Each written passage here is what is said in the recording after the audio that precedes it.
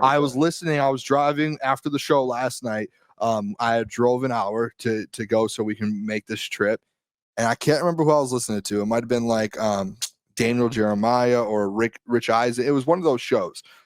And they were talking about Shamar Stewart in the Texas A&M situation. Not just Shamar Stewart, but Nick Scourton. And when they broke it down, it started making a little bit more sense to me. Because our problem, and I was with you guys, I was like 1.5 sacks for 3 straight years. Like that's trash. Like that's not good. Like you want to see production. But then when I start listening to these guys like Daniel Jeremiah, who have these conversations with these DCs and these college coaches, what they break down and they say is the scheme for the last few years, even with Jimbo Fisher and with Mike Delco. I think it's Mike Delco, correct? Yeah. And Mike Delco is run first. And they never, like, obviously they can rush the quarterback, but like even on 3rd down, 2nd down, 1st down, it's always, hey, run stop is the first main priority. And then you can get the pass rush later.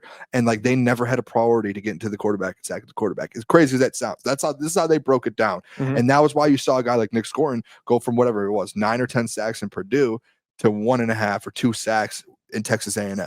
And it was like, it was a scheme fit. And it's the same thing with the guy like Shamar Stewart, to where today, when I saw him on the field, didn't even see his measurables yet. It was the aura. But he just like, he's right in front of you. And I'm like, damn. What did I looked at? Who was sitting next to me? Was it you? And I looked at you and what did I say? I said, bro, that looks like Myles Garrett when he was coming out of college. And then they put then as soon as I said that, 10 seconds later on the screen, it pops up Shamar Stewart, all of his measurables, Myles Garrett, all of his measurables in the combine. And I was like, there's no way.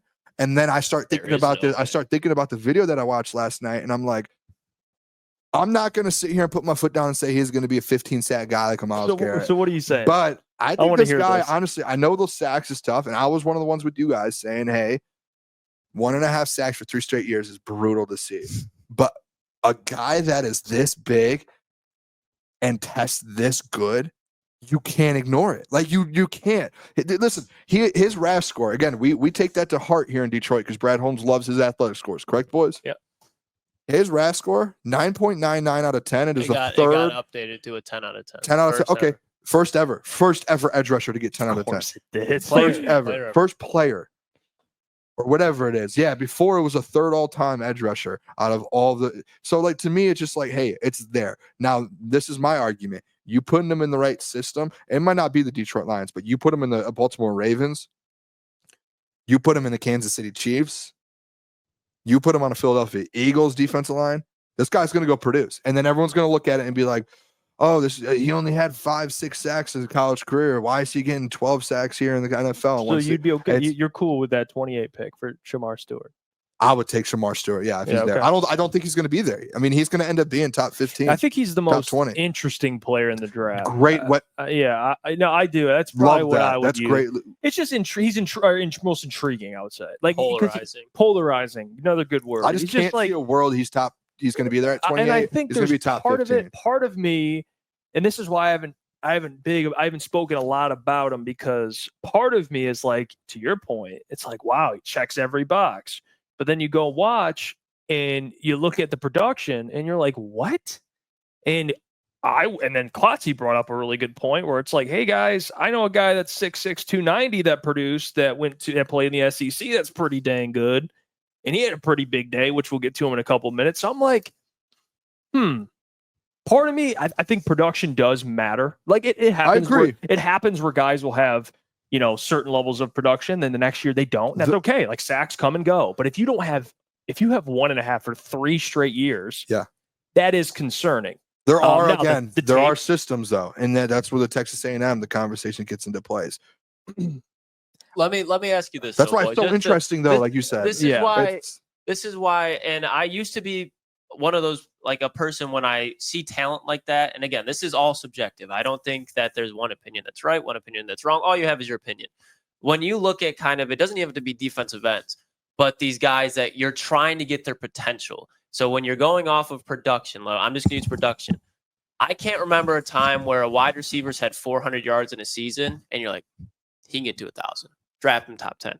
I can't remember a time a quarterback's throwing for 2,000 yards and you're like, I like his potential. Give me that. I can't remember an offensive tackle a time where he gave up some sacks, some penalties, wasn't that good, but trust his potential. And they turn out on what their potential is supposed to be. When I see a guy like Shamar Stewart, Boone, I get what you're saying as far as the Texas A&M, stop the run first, get to the quarterback.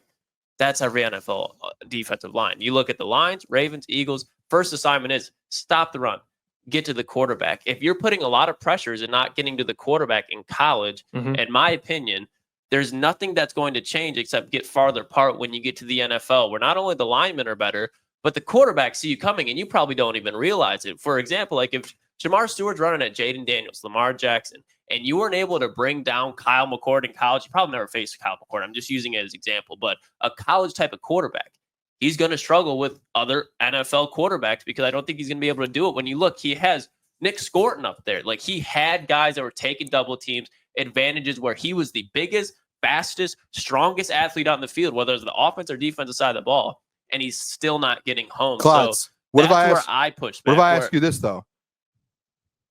If Dan or Brad Holmes drafts him, knowing what the measurables and knowing what he is, and Brad thinks, hey, we can get something out of him and he can produce, are you going to be like, I trust Brad? Or are you going to be like, hey, Brad, like, what are you doing? I would be like, hey, Brad, what are we doing? Because these are type of like. Again, and then next year when he goes out and gets 10.5 sacks, you're going to be like, well, that's hypothetical. You're doing hypothetical. Love a it good could be hypothetical. that, or Come on it could now. be like, let's look at the Brad projects when we talk about guys that you're hoping to produce. If he would have 4 sacks, I'd be like, okay, I can live with it. But when you're on the field as much as that he was over the last 3 seasons, and you have 4.5 total sacks, that's concerning because you don't see the development. Jimbo Fisher was a very good college head coach, and you look back at his defenses at Florida State, his offenses at Florida State, he developed talent. And when you look at this Texas A&M defensive line, there's not that much of it, and I don't think it's really a coaching issue.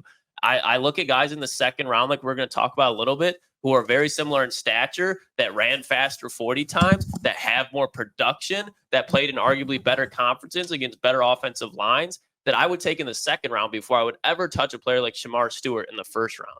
I'm indifferent. The hope you can get production is not what I want in the first round. Yeah, I'm a little. I don't know if I love in the first round, but I don't know what to make of him. I really don't. I think he's after today. I think he's locked himself into a top pick, and we'll see how that ages. He's going to go top 15. I just don't think it should happen. Now I wouldn't do it. I want to bring up some other 2 players that you've brought up on the show before to the people: Jared Ivey, Jordan Birch. Did you guys like Jared Ivey? No. That was a little shocking. I didn't hate it. He just looked stiff. Yeah, that was shocking. Just stayed the same. Like I think he probably was. That was shocking. A late day 2 guy. Wonder how he probably tested. Still around there. But Jordan Birch, on the other hand, that's where it's like, okay, Brad, we watched a guy like very good. A guy like Derek Harmon, and Jeff was like, he could be a line. Like if you take Derek Harmon, Oregon Duck, defensive tackle at 28. You go in the second round, you get Jordan Birch, Oregon defensive end at pick 62, 40. I don't care. Jordan Birch is going to be a difference maker in this league. He's 6'6", but when you look at him, he's 290 pounds. You'd think he's like 6'4", 250 because he's shredded. He does not look like a guy that weighs 290 pounds. He doesn't look like a guy that should run a low 4.7. He can run down a Josh Allen, and he can throw down a Josh Jacobs. Jordan Birch was somebody that I had on my Now Here's a Guy list that we do Tuesdays. And when I watched him today, I'm not saying he's going to be flying up draft boards now, but it confirmed everything you thought about Jordan Birch being a second-round pick. And when the news is coming out about what happened to him during the season, he got hurt against Ohio State early on, and he never really recovered to be going back to full strength. So he was playing at 70%, 60%, 80% some weeks. Oh, yeah.